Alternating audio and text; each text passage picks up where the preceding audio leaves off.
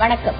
இன்றைய மெய்ப்பொருள் காண்பதறிவில் அச்சு ஊடகங்களில் வந்திருக்கும் முக்கிய செய்திகளின் பின்புலத்தை ஆய்வோம். இன்று உலக எழுத்தறிவு நாள், அதாவது வேர்ல்டு லிட்டரரி டே. சர்வதேச எழுத்தறிவு தினம் 8 செப்டம்பர் 2014 அப்படின்னு சொல்லிட்டு டெல்லியில் விக்ஞான் பவனில் நடக்கின்ற ஒரு நிகழ்வை எடுத்து விளம்பரமாக ஒரே ஒரு பத்திரிகை எடுத்து போட்டிருக்கு. அதாவது மனிதவள மேம்பாடு துறையிலிருந்து குறிப்பிட்ட டெல்லியில் இருக்கும் தலைமை அமைச்சர் அலுவலகத்தில் நேரடி தொடர்பில் இருக்கின்ற, இப்பொழுது சமீபத்தில் டெல்லி பதிப்பாக போயிருக்கின்ற அந்த தமிழ் ஏட்டுக்கு மட்டும்தான் விளம்பரம் கொடுத்திருக்காங்கன்னு அர்த்தம். இந்த விளம்பரம் வாங்கறது கொடுக்கறதுங்கிறது ஒரு பெரிய கதைங்க அது. அதாவது மத்திய அரசின் இங்க வந்து பத்திரிகை பிரபலமா நடத்த முடியாம கூட இருக்கும். ஒரு தமிழ் ஏடு சென்னை தமிழ்நாட்டில் நடத்த முடியாம கூட இருக்கும். அல்லது அவங்க வெறும் 100கள் மட்டும் அச்சடிச்சு அந்த அலுவலகங்களுக்கு மட்டும் அனுப்புவாங்க. அவங்களுக்கு நடுவண் அரசிலிருந்து குறிப்பிட்ட துறையிலிருந்து விளம்பரம் வரும். என்னன்னு கேட்டா அதுதான் அப்படி வரும். அது மாதிரி நமக்கு தெரியாது. அரசுகளிடமிருந்து விளம்பரம் வாங்குவதே ஒரு கலை அப்படிங்கிறீங்க. அணியான கலை, அதுதான் பெருங்கலை. அதை சார்ந்துதான் நிற்க வேண்டும் ஏடுகள். ஒரு குறிப்பிட்ட ஏடு, அதாவது அண்ணா சாலையின் ஆங்கில ஏடுன்னு நம்ம மாட்ட வெளிப்படையாக பேசணும். அதாவது விநாயகர் சதுர்த்தி என்று வந்துச்சா, இப்பதான் கடலை கரைக்கு நேற்று வந்தாலும் விநாயகர் சதுர்த்தி முதல்ல வந்துச்சா. அப்படி வரும் பொழுது அந்த நாள்ல எல்லாரும் விடுப்பு விட்டாங்க.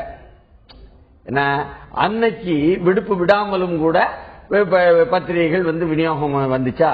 அப்போ அந்த விநியோகம் பண்றாங்கல்ல பத்திரிகைகள் எல்லாம் சேர்த்து அடிக்கி வச்சு ஒவ்வொருத்தருக்கும் கொடுத்து கஷ்டப்பட்டு அவங்க சங்கம் வச்சிருக்காங்க.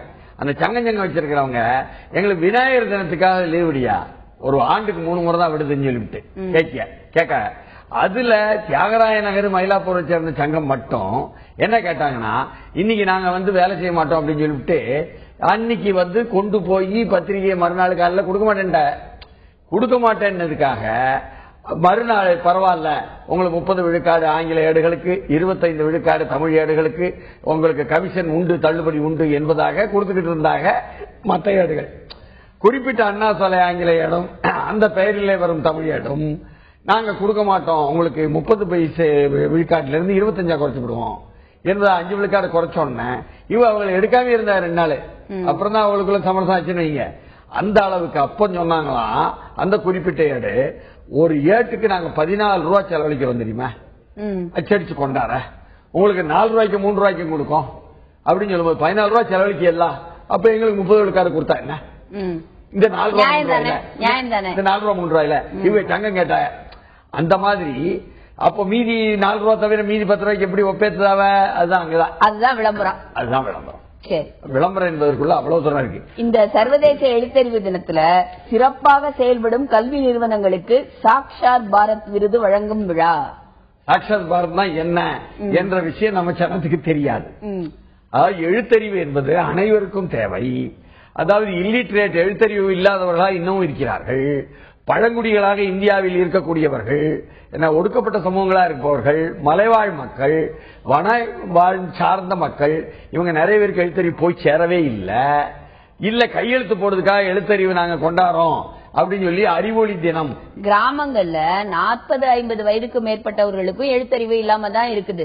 அதனாலதான் இங்க இந்த சுய உதவி குழுவுல இருக்கிறவங்க எல்லாம் அவங்க கையெழுத்து போடவாவது தெரிஞ்சுக்கணும், வங்கிகளில் கணக்கு ஆரம்பிப்பதற்கு நிச்சயமாக அவர்களுடைய பெயர்களை எழுத தெரிஞ்சிருக்கணும் அப்படின்னு சொல்லி அந்த மாதிரி பேரை எழுத தெரிஞ்சுக்கிற ஒரு இயக்கம் ஒண்ணு வந்து. நீங்க சொல்ல பார்த்தா ஜன் தன் அப்படின்னு வங்கி கணக்க எல்லாருக்கும் அப்படின்னு ஆரம்பிக்கிறாரு மோடி என்று சொன்னா, 0 பேலன்ஸ்ல அடித்தளமாக இந்த எழுத்தறிவு தானே இருக்கியா.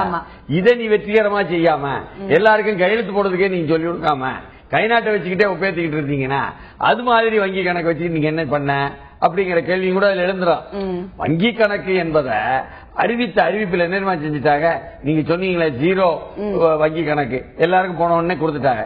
ஆமா, அப்போ எங்க கணக்குல 5000 ரூபாய் கவர்மெண்ட் சென்ட்ரல் கவர்மெண்ட் கொடுத்தது வரலையே அப்படி கேட்கான். உடனே 6 மாசத்துல தாங்க வரும். அது உடனே கேட்கான் நம்மாளு ஊடகம் மூலம். இதுல ஒரு சில கிராமங்கள் பணம் துட்டு மணின்னு அப்படி கேட்கிறேன்.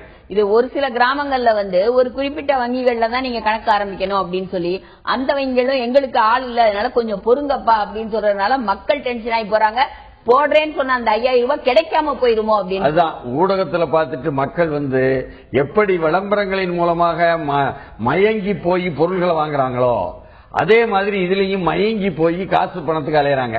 அப்புறம் 1 லட்சம் ரூபாய் இன்சூரன்ஸ் சொல்லி அது இன்னும் வரலங்கிற அப்புறம் எடுத்து சொல்லி அது போயிட்டு வந்த படிச்சாலே என்னையா இது உத்தரவு அனௌன்ஸ் பண்ணிருக்காருயா என்ன ஒரு மோடி ஒரு பிரதமர், அதுக்கு பிறகு அது உத்தரவா எழுத்துப்பூர்வம் வரணும் ஐயா. நிதி அமைச்சகத்துக்கு வந்த பிறகு நிதி அமைச்சகத்திலிருந்து வங்கிகளுக்கு வரும் ஐயா, அதுக்கு நாள் எடுக்காத ஐயா.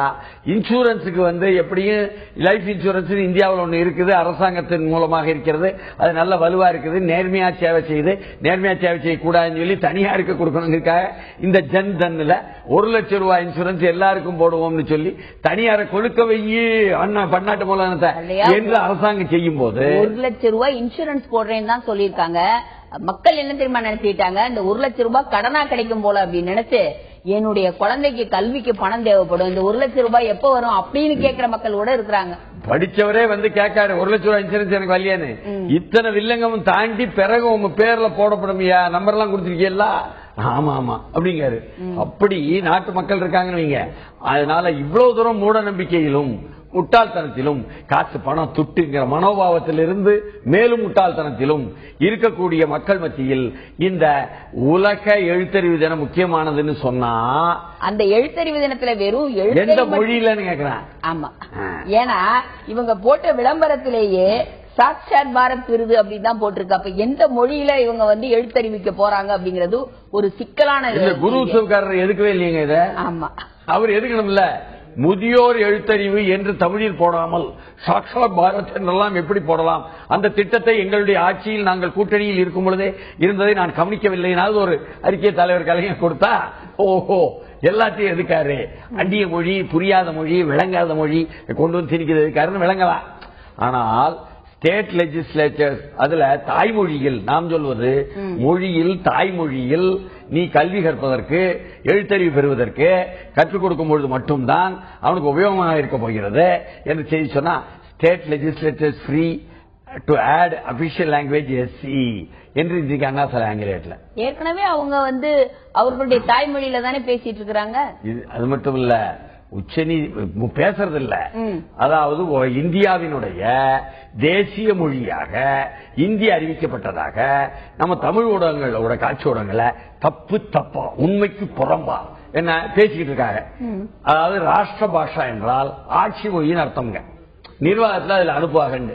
ஆட்சி மொழிகள்ல 22 மொழிகளும் இருக்கு. ஷெட்யூல்ல இருக்க 22 மொழிகளும் ஆட்சி மொழியா இருக்கு. அது ஆட்சி, அந்த இது நிர்வாக மொழி. என்ன அப்படி அனுப்பும் பொழுது அதில் நீங்க மாநிலங்கள்ல ஒரு முடிவெடுத்து நீங்க சட்டம் கொண்டாந்து கூடுதலா ஒரு மொழி சேர்த்துக்கலாம். நீங்க உத்தரப்பிரதேசத்துல இந்தி மட்டும் இல்லாம உருதையும் சேர்த்துக்கலாம் என்று உச்சநீதிமன்றம் சொல்லியிருக்கு. அதுக்காகத்தான் என்ன தாய்மொழி சட்டம் என்பதாக, தாய் மொழி ஆட்சி மொழி சட்டம் என்பதாக ஒன்று ஏற்கனவே தமிழகத்தில் இருக்கிறது. அப்படியாக இருந்து கொண்டிருக்கிறது. அதை மறு உறுதி செய்து உச்சநீதிமன்றம் சொன்னதாக நாம் எடுத்துக்கொள்ளும் பொழுது உத்தரப்பிரதேச அரசுக்கு உச்சநீதிமன்றம் சொன்னதாக நாம் எடுத்துக்கொள்ள வேண்டும். 1989 இது மாதிரி ஒரு சட்ட திருத்தம் வந்துருச்சு என்று சொல்லும் பொழுது சட்டத்தினுடைய 345ஆம் பிரிவின் கீழ் ஒரு மாநில அரசு தங்களுடைய மாநிலத்தில் என்ன மொழி ஆட்சி மொழி என்று கொண்டு வந்து கொள்ளலாம் என்பதை இங்கேயும் கூட அதை உறுதி செய்யாவிட்டால் உறுதி செய்துகளுங்க ஐயா சட்டப்படி என்று நாம சொன்னா ஒரு சிறிய இடைவேளை.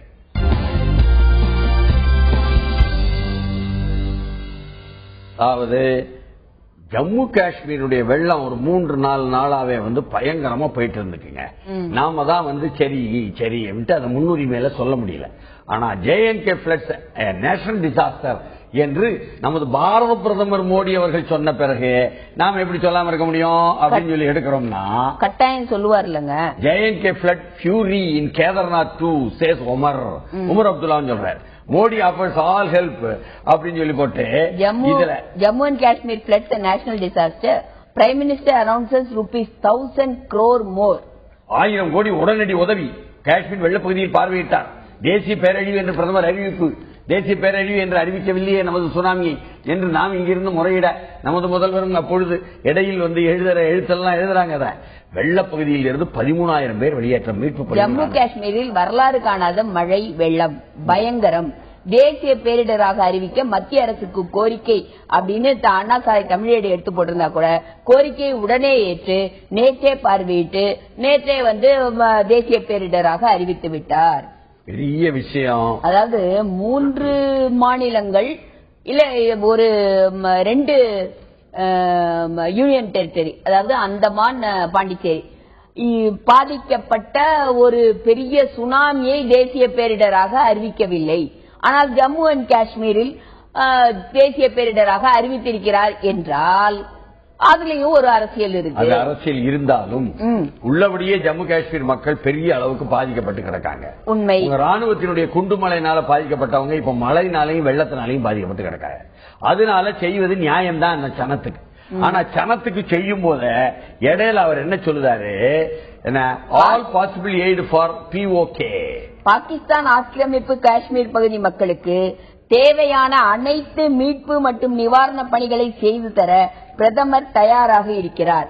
இது தொடர்பாக பாகிஸ்தான் அதுக்கு முன்னால இதுக்கு அர்த்தம் என்னன்னா, அதாவது ஜம்மு காஷ்மீர்னு ஒன்னு இருக்குது இந்தியாவினுடைய வரைபடத்துல மேல, அத ஒட்டி வந்து பாகிஸ்தான் ஆக்கிரமிப்பு காஷ்மீர்னு ஒரு பகுதியை சொல்லுதாவோ அது வந்து பாகிஸ்தானுக்குள்ள இருக்குது. அப்ப இருக்கும்போது அதுல உள்ள சனத்துக்கும் நான் உதவி செய்தேன்னு இந்திய தலைமை அமைச்சர் சொல்லுதாரு. நவாஸ் ஷெரீஃபை பார்த்து சொல்லுதாரு, பாகிஸ்தான் பிரதமரை பார்த்து சொல்லுதாரு, இவர் நண்பர் இவருடைய கூட்டாளியை பார்த்து சொல்லுதாரு. ஏங்க போன வாரம் தானே மாம்பழம் அனுப்பினாரு. ஆமா, அதனால நட்பு அடிப்படையில மனிதாபிமான அடிப்படையில் உதவி செய்ய தயாராக இருக்கிறேன் அப்படின்னு சொல்றாரு. ஆனா அங்க உள்ள சனம் அப்படியே லஷ்கர் இ தொய்பா, ஜெய்ஷே முகமது என்பவருடைய தலைமையில இருக்காவோ என்பதாகவும், ஹபீஸ் சையது என்பவரெல்லாம் இருக்காக என்பதாகவும் ஒரு பக்கம் ஊடக செய்தி கொடுக்காவ. அப்ப அங்குள்ள சனத்தை இப்படி வந்து நல்வாழ்வு ஏற்பாடுகள் செய்து இந்திய அரசு உதவி பண்ணி அப்படியே தன் பக்கம் எடுக்குதுக்கா தெரியல. பாகிஸ்தான் ஆக்கிரமிப்பு காஷ்மீர்ல இப்படி செஞ்சா அவங்க பதில் அரசியல் செய்வாங்கல்ல, அதுதான் நீங்க சொல்ல உடனே செஞ்சுட்டாங்களே. அதாவது அங்க இவர் இந்த மாதிரி மனிதாபிமான அடிப்படையில் உதவி செய்ய தயார் தயார் தயார் அப்படின்னு நம்ம பிரதமர் சொன்னா அங்க இருந்து அவங்களுடைய ஃபாரின் செக்ரட்டரி ஒரு பதில் சொல்றாரு. ஃபாரின் அமைச்சகத்தினுடைய வெளிவிவகாரத்துறை அமைச்சகத்தினுடைய பேச்சாளர் அவர் ஒண்ணு சொல்றாரு, நாங்களும் தயார் இல்ல இந்திய ஆக்கிரமிப்பு காஷ்மீர், அவங்க அந்த வார்த்தைய இந்திய ஆக்கிரமிப்பு காஷ்மீர், ஏன்னா இது பாகிஸ்தான் இது ஆக்கிபைடு காஷ்மீர் அப்படின்னு சொல்றோம் இல்லையா, அதனால இந்திய ஆக்கிரமிப்பு காஷ்மீர் அவங்க சொல்றாங்க. இந்திய ஆக்கிரமிப்பு காஷ்மீரில் வாடும் மக்களுக்கு, பாதிக்கப்படும் மக்களுக்கு, வெள்ளத்தால் பாதிக்கப்பட்ட மக்களுக்கு நாங்களும் உணர்கிறோம். இதே வழியை காட்டினாங்க. We also understand the pain of the Indian occupied Kashmir அப்படின்னு சொல்லியிருக்காரு. அதாவது அவங்களுக்கும் நாங்கள் எந்த உதவியும் செய்ய தயார், மனிதாபிமான அடிப்படையில் அவர்களும் உதவி செய்ய தயார். இது நல்லா தான் இருக்குது. அப்படின்னா ஏற்கனவே அங்க நவாஸ் ஷெரீப் இந்திய அரசுக்கு வேண்டியவரா இருந்தா, நவாஸ் ஷெரீஃபுக்கு எதிராக உள்ள இம்ரான்கான் எதிரான உள்ளவரா இருந்தா, அங்க ISI Pak army target India to unsettle Sharif ex-CIA என்று அமெரிக்க உளவுத்துறையினுடைய முன்னாள் ஆள் என்ன சொல்லியிருக்காரு ஏற்கனவே. என்ன 2 நாள் முன்னாலேயே நீங்க நேற்று ஈக்கார் தாங்கள் ஏட்டில் போட்டிருக்கேன், இந்த பாகிஸ்தானுடைய உளவுத்துறையும் பாகிஸ்தானுடைய படையும் இந்தியாவையே குறிவைக்குது. ஓ, அதுதான் அங்குள்ள வெளிவிவகாரத்துறை அமைச்சகத்தினுடைய வெளிப்பாடா நமக்கு தெரியல. அதே மாதிரி ஆர்மி பாக்கு prime minister strike deal Sharif under ISI control IB என்பதாகவும் என்ன இப்படி ஒரு செய்தியை கூட வந்திருக்குது நேற்று காலை ஈக்காடு தாங்கள் ஆங்கில ஏட்டில் முதல் பக்கத்திலேயே என்று சொன்னால், நம்ம மத்திய உளவுத்துறை சொல்லுதான், ஐயா அங்க ஷெரீப் நம்ம மோடி மாம்பழம் கொடுக்கிற அந்த ஷெரீப் இருக்காரு, அந்த ஷெரீப் மோடியின் நண்பர் ஷெரீப், கூட்டாளி ஷெரீப் அங்க ISI என்ற உளவுத்துறையினுடைய கட்டுப்பாட்டுகள் இருக்காரியா, ஐயோ பாவியா சிறைப்பட்டு கிடக்காரியா மாதிரி இந்திய உளவுத்துறை சொல்லுதான். அப்ப இந்த வில்லங்கன் தான் நீங்க வெள்ளத்தையும் விளையாடுறீங்களா? அப்ப இயற்கை பேரழிவு வந்தாலும் சரி நீங்க மனுஷங்களை மனிதாபிமானத்தை பார்க்கோம்னு சொல்லி போட்டு தொழில் பாதிச்சீங்களா? வெள்ளம் வந்தது நமக்கு சாதகமா எப்படி பயன்படுத்துறது அப்படின்னு பாக்குறாங்க. அடுத்து இதே ஜம்மு அண்ட் காஷ்மீர்ல தேர்தலும் வருது இல்லங்க. ஏற்கனவே அங்கு நடந்து முடிந்த இந்த பாராளுமன்ற தேர்தல்ல இவர்கள் எதிர்பார்த்ததை விட கணிசமான தொகுதி இவங்களுக்கு கிடைத்ததுனால அடுத்து வருகின்ற தேர்தலும் நாம் அங்க நம்மளுடைய இடத்தை தக்க வைத்துக் கொள்ள வேண்டும் அப்படிங்கிறதுக்காக எல்லா முயற்சிகளையும் எடுத்துக்கொண்டிருக்கிறார்கள். தேர்தல் மட்டும்தான் இவர்களுக்கு குறியாக இருக்கிறது. உடனடியாக தேசிய பேரிடராக அறிவித்திருக்கிறார்கள். அப்படி வரிய இருக்கும். ஆனாலும் கூட இவ்வளவு தூரம் வந்து இதெல்லாம் குற்றங்கள்லாம் நடப்பதை புலனாய்வு செய்வதற்கு ஒரு புலனாய்வுத்துறை இந்தியாவில் போட்டு அதுல ரஞ்சித் சிங்காவை போட்டு அவர்கிட்ட கூட ஊழல் விஷயம் எல்லாம் உள்ள வந்துச்சுனால அந்த ரஞ்சித் சிங்காவை பிரபலமாய் போச்சியா அம்பலமாய் போச்சியா இன்னமும் தக்க வச்சுக்கிட்டு இருக்க முடியாதியா நினைச்சிட்டாங்களா? அதனாலதான் சிபிஐ இயக்குநர் பதவியிலிருந்து ரஞ்சித் சிங்கா நீக்கப்படுகிறார். ஊழல் வழக்குகளின் தொடர்புடையவர்களை சந்தித்ததாக குற்றச்சாட்டு. அவர் சந்திக்கவே இல்லைன்னு அடிச்சு சொல்றாரு. ஆனா சந்தித்ததாக குற்றச்சாட்டு இருப்பதால் அவர் நீக்கப்படுகிறார். சந்திச்சேன் இத பேசலன்னு இன்னொரு ஏட்ல சொல்லியிருந்தார். சரி. ஆனால் இடையில என்ன செஞ்சு விட்டாரு, என்ன எதிர்த்து யாரா வழக்கு போடுறது, டைரி நாட்குறிப்பு எடுத்து காட்டுவது, CBI files perjury case against Bhushan Jaiswal in apex court என்ன Ranjit Singh wrongly accused by activist என்று இந்த பிரசாந்த் பூஷன் தானே இந்த பிரச்சனையை கிளப்பினாரு. அதனால சுப்ரீம் கோர்ட்ல இவர் பொய்யான தகவல்களை தெரிவித்துள்ளார் அப்படின்னு சொல்லி சிபிஐ தரப்புல சுப்ரீம் கோர்ட்ல ஒரு மனு தாக்கல் பண்ணிருக்காங்களா. அவர் மனு தாக்கல் பண்ணி தன்னுடைய கிளியர் பண்ணிக்கலாம் நினைக்கிறதுக்குள்ள அவரை வீட்டுக்கு போயிட்டு வாங்க அனுப்பிட்டாரு. ஆனா தமிழ்நாட்டிலையும் இதே மாதிரி நீங்க ரொம்ப கஷ்டப்பட்டு இருக்கோம், உள்ளுக்கு உட்காந்துக்கிட்டு வீட்டுக்கு போயிட்டு வாங்க என்று நேற்று அனுப்பிட்டாங்க. அப்படியா? ஆமா. தமிழக சிறைகளில் இருந்து 2000 கைதிகள் விடுதலை, சிறை அதாலத் மூலம் ஒரே நாளில் நடவடிக்கை. 2500 பேர் தமிழக சிறையில் இருந்து கைதிகள் விடுதலை, சிறப்பு அதாலத்தில் நீதிபதிகள் அதிரடி தீர்ப்பு போட்டிருக்கு. இது இன்னொரு ஏடு, அது ஒரு ஏடு. சென்னையில் 850 பேர் விடுவிக்கப்பட்டனர், இது ஒரு ஏடு. சிறைகளில் மக்கள் நீதிமன்றம் தமிழகத்தில் 3000 விசாரணை கைதிகள் விடுதலை. இப்ப எவ்வளவுதான்? புழல் சிறையில் இருந்து 290 கைதிகள் விடுதலை. எவ்வளவுதான் விடுதலை? 2000, 2500, 3000 என்னமோ ஏழை விடுற மாதிரி இல்ல போட்டு. இன்னும் புள்ளி விவரம் வந்து சேரலனாலும் நல்ல விஷயம். விசாரணை கைதிகள் உள்ள வச்சுக்கிட்டே இருந்தா அவங்கள இந்த அதாலத் என்று சொல்லக்கூடிய லோக் அதாலத் ஒண்ணு இருந்ததா, மக்கள் நீதிமன்றம். ஆமா. அதாவது உயர் நீதிமன்றத்தின் நீதியரசர் உட்காருவாங்க, லோக்கல் உள்ள மேஜிஸ்ட்ரேட் உட்காருவாங்க, அதற்கப்புறம் அந்த பக்கத்துல வந்து நேரடியாக கைதிகளுடைய பிரதிநிதி இதெல்லாம் உட்காருவாங்க. உட்கார்ந்துகிட்டு அந்த சிறையின் அதிகாரி எல்லாம் உட்கார்ந்துகிட்டு என்னப்பா ஃபைல் எடுங்க, கேஸ் எடுங்க, சரி தீர்த்து வைங்க அப்படின்னு சொல்லி போட்டு தீர்ந்து போச்சு வழக்கு விடுதலை பண்ணு, இப்படி நிறைய பேரை விட்டுக்கிட்டு இருக்காங்க தொடர்ந்து. ஆனா நம்ம ஏடுகள்ல சுப்ரீம் கோர்ட் உத்தரவை தொடர்ந்து போட்டிருக்காங்களே, அந்த சுப்ரீம் கோர்ட் உத்தரவு என்னன்னு கேட்டா, ஏற்கனவே முந்தா நேரத்தை வந்துருச்சு தினத்தந்தியில, தண்டனை காலத்தில் பாதிக்கு மேல் சிறையில் அனுபவித்த விசாரணை கைதிகளை விடுவிக்க வேண்டும், 2 மாதத்துக்குள் பணியை முடிக்க சுப்ரீம் கோர்ட் உத்தரவு. இது 5ஆம் தேதி உத்தரவு. ஆமா. ஆனா இந்த விடுதலை என்பது ஒரு சில வருடங்களாக நடந்துட்டு இருக்க விஷயமாச்சே. 2000 ஆண்டில் இருந்து லோக் அதாலத் என்பதன்படி இந்த பஞ்சாயத்து பண்ணி விடுதலை பண்ணிக்கிட்டு இருக்காங்க. இதத்தான் நம்ம மௌரியா இருக்காரு, அவர் தான் சிறைத்துறையினுடைய இப்ப உயர் அதிகாரி, உயர்ந்த அதிகாரி. அவர் சொல்லிவிட்டாரு, இல்லீங்க எங்களுக்கு இன்னும் நீங்க சொல்ற உச்ச நீதிமன்ற உத்தரவெல்லாம் கைக்கே வந்து கிடைக்கல, அதுக்கு இதுக்கு சம்பந்தம் இல்ல என்பதை சொல்லாம சொல்லி நாங்க லோக் அதாலத் படி சிறை அதாலத் நடத்தி விடுதலை பண்ணிருக்கோம் ஐயான்னு. அதாவது 5ஆம் தேதி சொல்றதுக்குள்ள 7ஆம் தேதி எப்படி விடுதலை பண்ண முடியும்?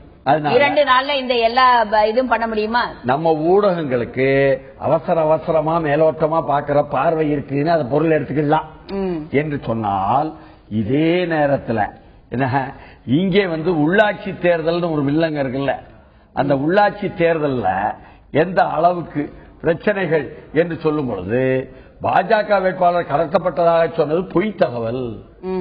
தமிழிசை சவுந்தரராயனுக்கு மாநில தேர்தல் ஆணையம் கண்டனம். இது பயங்கரமா இருக்குது. எல்லா இடத்துலயும் பாஜக முஸ்லீம், அதிமுக திணறல, அதிமுக எதிராக பாஜக தான், பாஜக பின்னா பாஜக கூட்டணி, ஒவ்வொரு நாளும் ஒவ்வொன்னு, முதல் நாள் வைகோ கட்சி, அடுத்த நாள் கேப்டன் கட்சி, அடுத்த நாள் ராம்தாஸ் கட்சி ஆதரவு எடுத்தாச்சு, பாஜக முன்ன போயிருச்சு, திமுகவும் மறைமுக ஆதரவு அப்படின்னு வந்து அதிமுகவுக்கு எதிரான ஓட்டுகள் எல்லாம் ஒன்றிணைகிறது. இதுல கம்யூனிஸ்ட் வேற போட்டி போடுறாங்களே, அவங்கள பத்தி யாரும் சொல்லவே மாட்டேங்கிறாங்க, அவங்களுக்கு ஒரு பொருட்டாவும் நினைக்க மாட்டேங்கிறாங்க. அவங்க நின்றுகிட்டு போக வேண்டியதான் போல இருக்கு தெரியும். அதனால இது வந்து கொஞ்சம் விவரமா பார்ப்பதில் ஒரு சிறிய இடைவேளை. அதாவது தமிழ்நாட்டின் உள்ளாட்சி தேர்தல் இடைத்தேர்தலாக சில பல இடங்களில் நடக்கும் இடங்களில் பாஜகவும் அதிமுகவும் தான் நேரடியான மோதல் அளவுக்கு முஸ்தீப் ஆகும்போது 2 பேரும் தங்களுக்கான ஆயுதங்களை தயார் பண்ணுவாங்கல்ல. அதுக்கு எதெல்லாம் உதவுது மாநில அகில இந்திய ரீதியிலன்னு பாக்கணும்ல. அப்படி பார்த்தா RSS favors quota for SC/STs, outreach to Dalits comes before bypolls in UP. உத்தரப்பிரதேசத்தில் இடைத்தேர்தலுக்கு முன்னால் வந்தது. தலித்துகளுக்கு நீங்கள் இடஒதுக்கீடு கொடுத்தே ஆக வேண்டும். சமூகத்தில் கீழே உள்ளவர்கள் அவர்களை மேலே கொண்டு வர வேண்டும் என்றால் அதற்கு 100 வருஷம் இருந்தாலும் சகிச்சுக்கிடுங்க ஐயா. அதனாலதான் BJP RSS campaign goes into top gear for bypolls அப்படின்னு போட்டிருக்காங்களா? அதுதான் விஷயம். அப்படி போடும் பொழுது இங்கேயும் கூட பார்த்தீர்களா, நாங்கள் உங்களுக்காக என்று சொல்லி போட்டு தாழ்த்தப்பட்டோர் பழங்குடி மக்களுக்கு வாடிய வாக்குகள் எல்லாம் நீங்கள் அதிமுக போச்சுன்னா நாங்க பாதி அப்படியே எடுத்துருவோம் இல்ல என்று பாஜக பெருமைப்படுத்தாங்களாம். என்று சொன்னா நீங்க பெருமைப்படுங்க வேண்டாம் சொல்லல. ஆனால் அங்கங்க நீங்க போட்டிருக்கக்கூடிய ஆளுக இருக்காங்களே, இப்படி போய் சொன்னாங்க, கடத்தப்பட்டதா போய் சொன்னாங்க வருது. அதுல monitor cases against MPs and MLAs, law minister writes to chief justice வருது. சுப்ரீம் கோர்ட் உத்தரவு எதிரொலி MP MLAக்கள் மீதான வழக்குகளை விரைவாக விசாரித்து முடியுங்கள், மாநில அரசுகளுக்கு உள்துறை அமைச்சகம் கடிதம் என்பதாக சட்ட அமைச்சர் வேறு தலைமை நீதியரசர்களுக்கு கடிதம் எழுதிவிட்டாரு. சரி, அப்போ இதுலயும் பாதிப்பு வருமா ஏதாவது வழக்குகள்ல, அல்லது இதை பயன்படுத்திக்கிட்டு அப்படியே ஆளுங்கட்சிக்கு எதிராக பாஜக பயன்படுத்துமா? இல்ல, இதை பயன்படுத்தி கொண்டு நீங்க நடவடிக்கை எடுங்க, உடனே இம்மிடியட்டா அந்த கேசஸ் எல்லாம் இது பண்ணுங்க அப்படின்னா இன்னும் நிறைய பைபோல்ஸ் நடத்துறதுக்கான வாய்ப்புகள் இருக்கு. மெயின் போல்ஸ் தயாரிக்கிறதுக்கு முன்னாடி பைபோல்லயே கொஞ்சம் வந்துடலாம் அப்படின்னு பாக்குறாங்களா? இடைத்தேர்தல்களை நிறைய நடத்தி அதில் வந்து விடுவதா? ஆமா, அது ஈஸி இல்லையா? இடைத்தேர்தல் வர்றது ஈஸி. ஆனால் அதே நேரத்தில் பாஜகவினுடைய அகில இந்திய தலைமை அதிமுக இந்திய தலைமையுடன் உள்ள தொடர்பை பற்றும் பாஜகக்குள்ள பேசிக்கிட்டு புழுங்குறாங்க.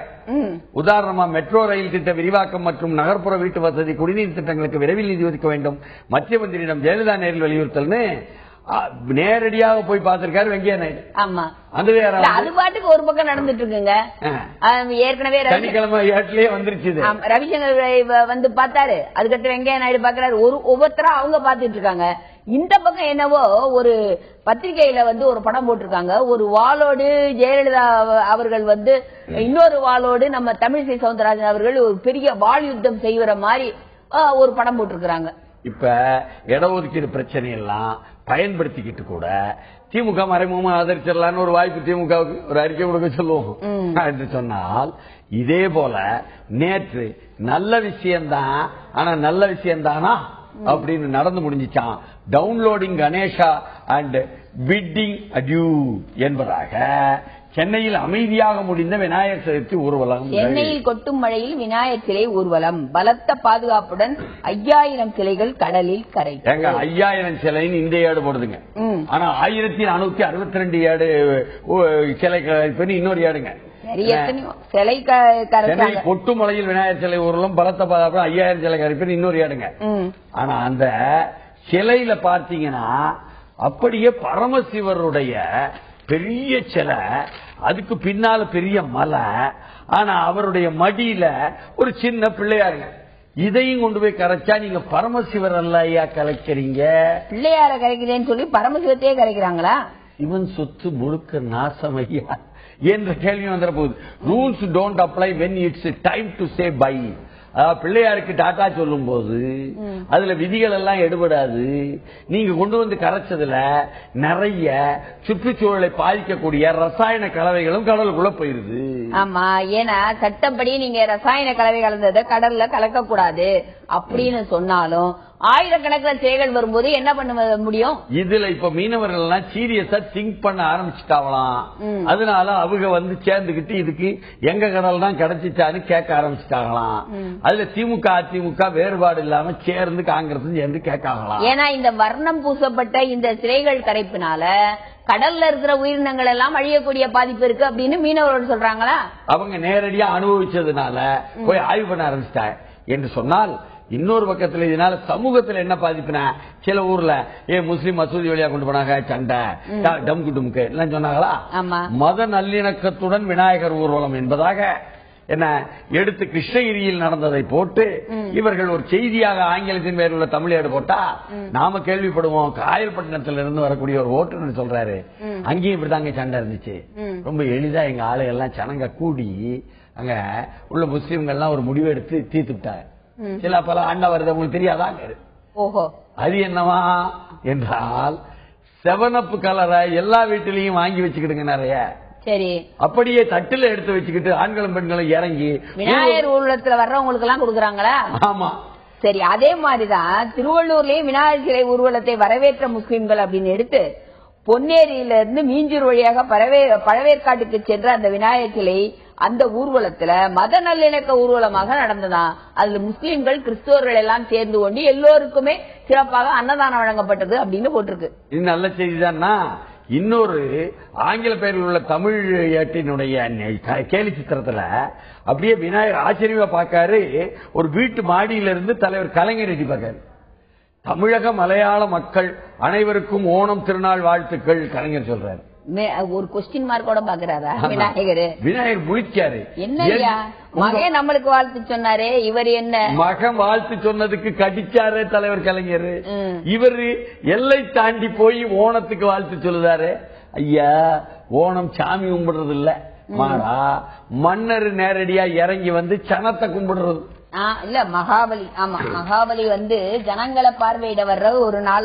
அதுக்கும் ஜாமிக்கும் சம்பந்தம். அதனாலதான் a man dressed as King Mahabali stands in front of என்ன பூக்களம் during ஓணம் ஃபெஸ்டிவல் எடுத்து என்ன நவி மும்பையில் உள்ளது படமா போட்டாக ஒரியாடு என்ற அளவுக்கு அந்த விஷயம்னா இது இருக்கட்டுங்க. இதையும் தாண்டி ஐநா மனித உரிமை கவுன்சில் மாநாடு இன்று தொடக்கம்.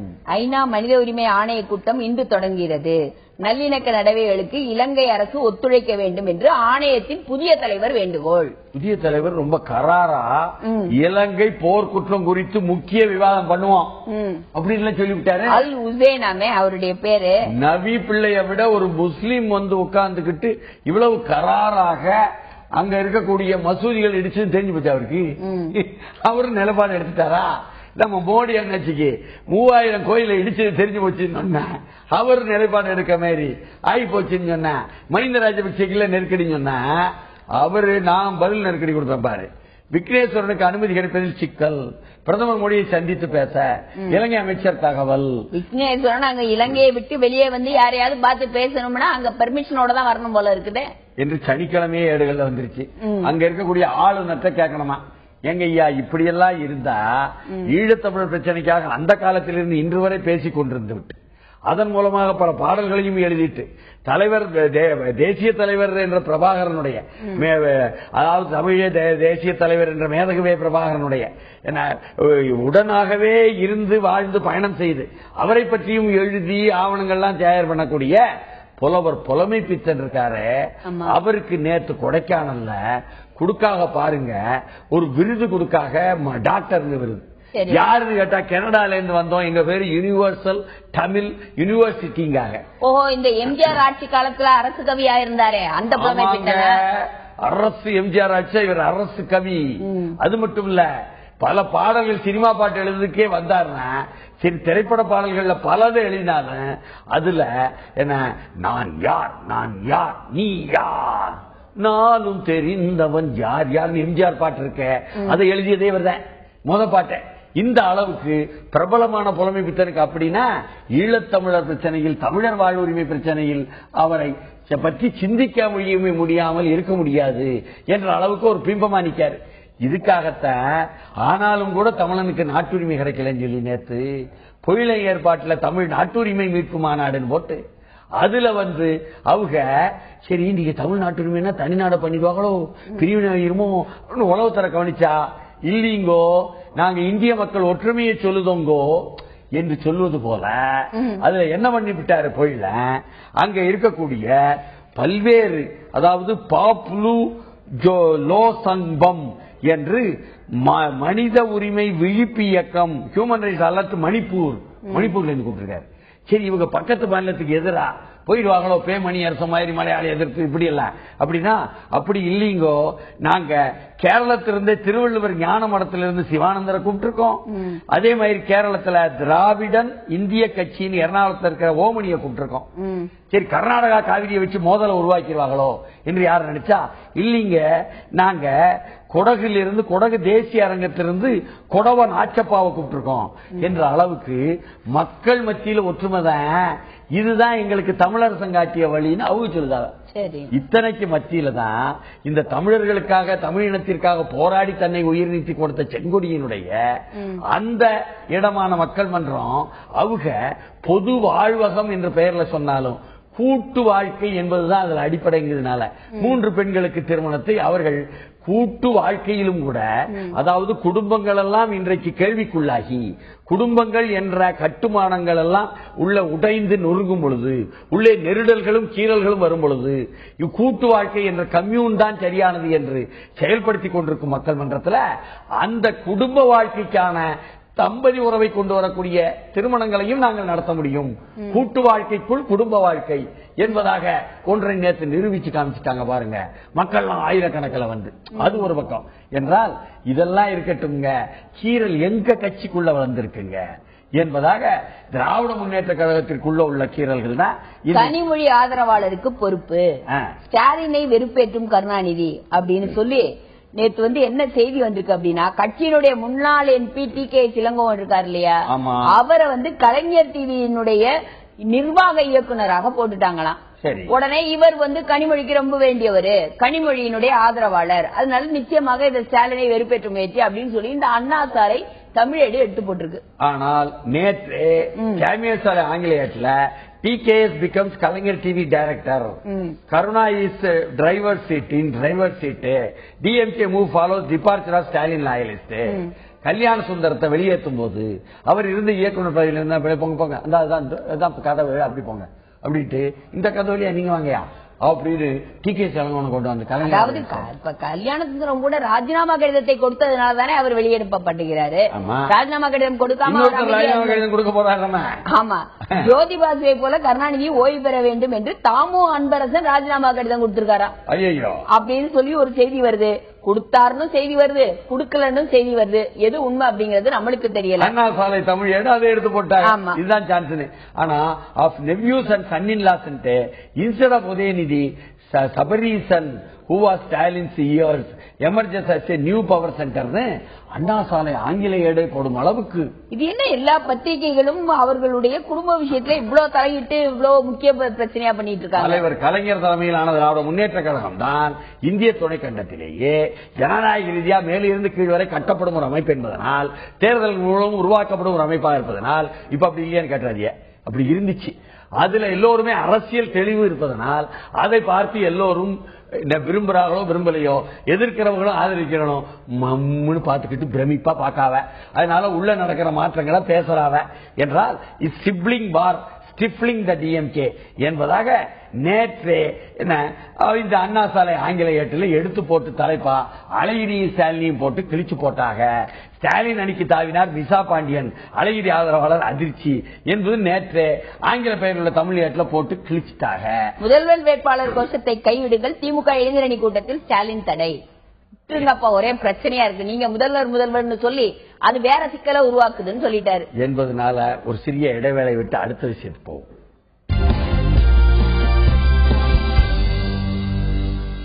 ஆம்னி பஸ் புது கட்டணம் என்ன, புகார் தெரிவிக்கவும் வசதி. 20 ரூபாய் கூடுதாங்க, 20 விழுக்காடு கூடுதா என்ன, விழுக்காடு கூடுது. பயங்கரமான செய்திங்க. இந்த ஆம்னி பஸ் என்று சொல்லக்கூடிய தனியார் பேருந்துகள் சென்னையில் இருந்து என்னதான் போக்குவரத்து கழகம் நிறைய பேருந்துகளை விட்டாலும் இவங்க தான் ஆக்குபை பண்றாங்க, ஆக்கிரமிக்கிறாங்க. சனங்க பூரா வந்து குவியராவ கோயம்பேட்டில் இருக்கக்கூடிய இந்த தனியார் பேருந்து திடல்ல, அந்த தனியார் பேருந்து திடல்கள்ல குவியற ஜனங்கள் வந்து அவங்களுடைய அந்தஸ்து அப்படின்னு பார்த்தா அது வித்தியாசமான அந்தஸ்துங்க இல்ல. எல்லா சனமுமே வேற இடம் கிடைக்காம சீக்கிரம் போகணுங்கிறதுக்காகவும் வந்து குவியும் போது நீங்க சாதாரணமா வச்சுக்கிடுங்க. அதாவது 600 ரூபாய் சென்னையிலிருந்து திருநெல்வேலி போக என்றால் என்ன ஆகும்னா நெருக்கடி நேரத்தில் 700 ரூபாய். குறிப்பாக விழா காலங்கள்ல ரொம்ப அதிகமா போயிடும். 800 ரூபாய், விநாயகர் சதுர்த்தி மாதிரி இடத்துல 1000 ரூபாய். அப்போ இந்த தனியார் பேருந்துகளுக்கு எந்த கட்டுப்பாடும் கிடையாதா? அவங்க இஷ்டமா? என்ன இது விளையாட்டா இருக்குது? பூரா சட்டவிரோதமா முதலாளிமார் மட்டும் என்ன வேணா செய்வாங்க, என்ன கஷ்டப்பட்டுக்கிட்டு இருக்கிறவங்க பயணிகள் மட்டும் எவ்வளவு நாளும் கட்டணுமா என்ற கேள்விய சத்தம் போட்டு யாரும் கேட்கலையே என்று சொன்னால் இந்த அளவுக்கு. அதாவது இப்ப ரயில்வே டிக்கெட் எல்லாம் பாத்தீங்கன்னா 7 நிமிஷத்துல வித்து போயிருச்சுங்க. தீபாவளி டிக்கெட் 7 நிமிஷத்திலே வித்து போயிருச்சு அப்படிங்கிறாங்க. அப்ப மக்கள் இனிமே என்ன பேருந்து தான் வழி அப்படின்னு இருக்கும் பொழுது இந்த பேருந்து அந்த காலகட்டங்கள்ல பேருந்து சிறப்பு பேருந்துகள் அரசு எவ்வளவுதான் விட்டாலும் நீங்க சொல்ற மாதிரி தனியார் பேருந்துகளை நம்புகின்ற ஒரு இருக்கிறதுனாலதான் இந்த தனியார் பேருந்துகள் இப்படி நடந்து கொள்கின்றன. இதுக்கு நம்முடைய அமைச்சர் என்ன பண்ண போறாரு, தமிழக அரசு என்ன பண்ண போகுது அப்படிங்கிற கேள்விகள்லாம் வருது. அப்படி சொன்னீங்கன்னா இதே மாதிரி கேள்விகள் வந்ததுனாலேயே ஒரு அமைச்சர் அப்படியே இந்த பக்கம் போங்கன்னு சொல்லி விட்டாங்க ஆளுங்கட்சி. அதுக்கப்புறம் இன்னொரு அமைச்சர் நீங்க காத்திருக்கீங்களோ அந்த பக்கம் கூடி போய் இந்த பக்கம் கூடி வந்தீங்களா, சரி இந்த பக்கம் கூடி விழுவாங்க அப்படின்ட்டாங்க. அமைச்சர் பதவியில் இருந்து மாதவரமூர்த்தி நீக்கம், ரமணாமிட்டம் அமைச்சரானார், ஜெயலலிதா முன்னிலையில் பதவியேற்றார் என்று நேற்று காலையிலேயே தினத்தந்தி செய்தின்னு வைங்க. பால்வளத்துறை அமைச்சராக இருந்த மாதவமூர்த்தி விலகிட்டாங்க. 10,000 லிட்டர் திடீர்னு ஆந்திராவுக்கு போகும்பொழுது காணாம போயிருச்சு, ஆந்திராவுக்கு போயிருச்சு, திருப்பி அந்த பக்கத்திலேயே எல்லை ஓரத்துல தண்ணி ஊத்தப்பட்டு வந்துருச்சு என்று ஒரு புகார் ஆங்கில பெயர் உள்ள தமிழ்நாட்டில் வந்துச்சு இல்ல. ஆமா, உடனடியா 24 மணி நேரத்தில் நடவடிக்கைட்டா. அப்போ இவ்வளவு சுறுசுறுப்பா நடக்கிற ஒரு இயக்கத்தை பார்த்து, ஒரு அமைச்சரவை பார்த்து, ஒரு முதலமைச்சரை பார்த்து ஆளை மாத்திக்கிட்டே இருக்காங்க அப்படின்னு திமுகவில் இருந்து கேள்வி பண்ணாலும் 16வது முறையாக அமைச்சரவையில் மாற்றம். ஐயாவா 1000 முறையா இருந்தாலும் ஜனங்க தப்பு பண்ணவன உடனே மாத்துறாங்க. இது சரிதான்னு சொல்லுதா? இதே மாதிரி தானேங்க ரமணாவே மாத்தினாங்க. ரமணாவை அங்க 10 ஊர்க்காரங்களை போய் மீனவ கிராமத்தை 15 ஊர்க்காரங்க மீனவர்கள் சேர்ந்துக்கிட்டு ஆந்திர மீனவர்களும் சேர்ந்துக்கிட்டு அடிச்சது ஆதரிச்சாருன்னு சொல்லி போட்டு கம்ப்ளைண்ட் பண்ண புகாருங்க.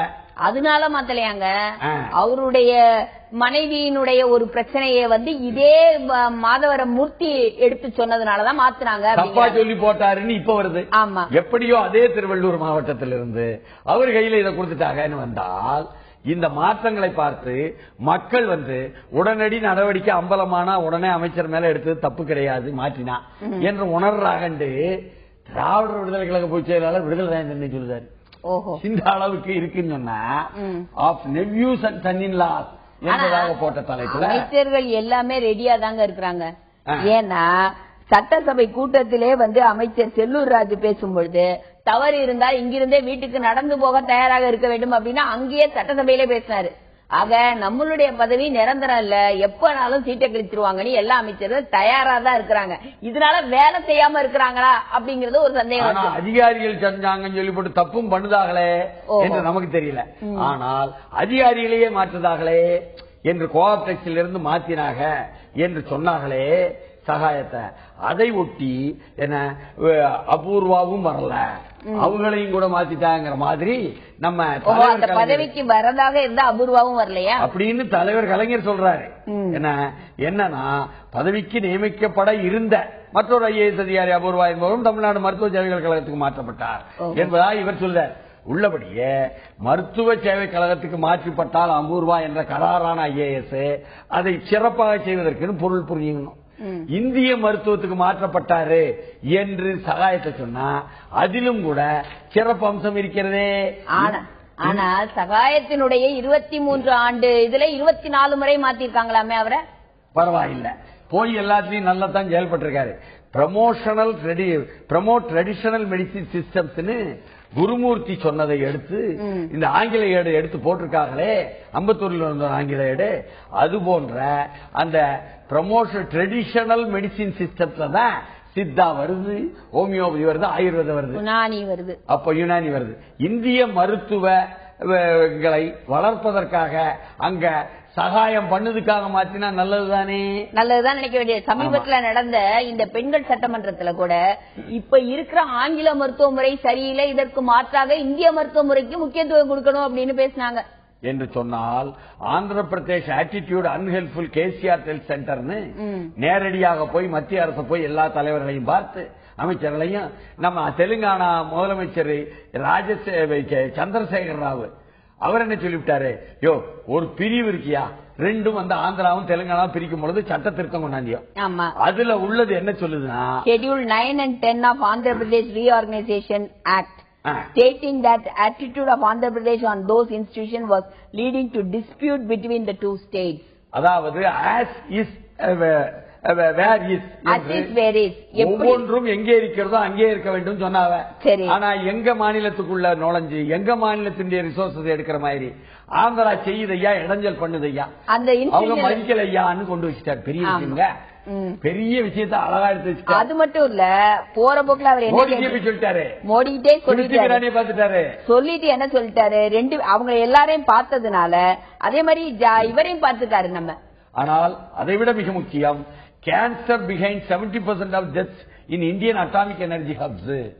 இந்தியாவில் இருக்கும் அணு சக்தி பயன்படுத்தும் ஆக்கத்திற்கு பயன்படுத்தினாலும் சரி, பயன்படுத்துகின்ற நிலையங்களில் நிறுவனங்களில் பணியாற்றுபவர்களுக்கு 70 விழுக்காடு சாவு எப்படி வருதுன்னா புற்றுநோய் மூலம் வருதுன்ட்டு பச்சையாக எடுத்து ஆதாரத்துடன் நேற்றே சேமியர் சாலை நாளேட்டில் போட்டு big C causes 7% of fatalities in total population. அதாவது 1995 இருந்து மார்ச் 2014 வரை 3887 சாவுகள்ல 70 விழுக்காடு 2600 கேன்சர் ரிலேட்டட் அப்படின்னு தெளிவாக எடுத்து சொல்லி. ஆனால் இந்திய அரசு என்ன பண்ணுது, India Australia civil nuclear deal என்பதாக இவங்க சீல் பண்ணி டீல் போட்டது எதுலண்டா, அதாவது அணுசக்தி ஆக்கத்திற்கான அணுசக்தின்னு ஆஸ்திரேலியாவோட போட்டுக்கிட்டாங்களாம். மறுபடியும் அணு உலைகள், கூடங்குள அணு உலைகள், கல்பாக்க அணு உலைகள் மக்களுக்கு பாதிப்பு என்றால் என்ன, பிரைவேட் மின்சாரம் உற்பத்தி பண்ண அது சொல்லுதாவளா? 24 மணி நேரமும் தடையில்லா மின்சாரம் வழங்க மோடி அரசு உறுதி சொன்னால் எப்படி? Private power producers to make 6,000 crore a year on a government rescue plan. அதாவது ஒரு பெரிய லிஸ்டே கொடுத்துருக்காங்க, அதுல அதானி அதானி அதானி தான் வரிசையா வருது. இவர்களுக்கு கொடுக்கின்ற அந்த கோல் வெறும் ஒரு டன்னுக்கு வந்து 1500 ரூபாய்க்கு கொடுக்கறாங்களா, 4000 ரூபாய்க்கு வெளி மார்க்கெட்ல இருக்கிறது. 6000 கோடிக்கு தனியாருக்கு கொடுத்து போட்டு மின் உற்பத்தின்னு சொன்னீங்கன்னா பின் உற்பத்தியாக அங்க போயிருமையா என்பதனால நாளை மெய்ப்பொருள் காண்பறிவில் சந்திப்போம். நன்றி.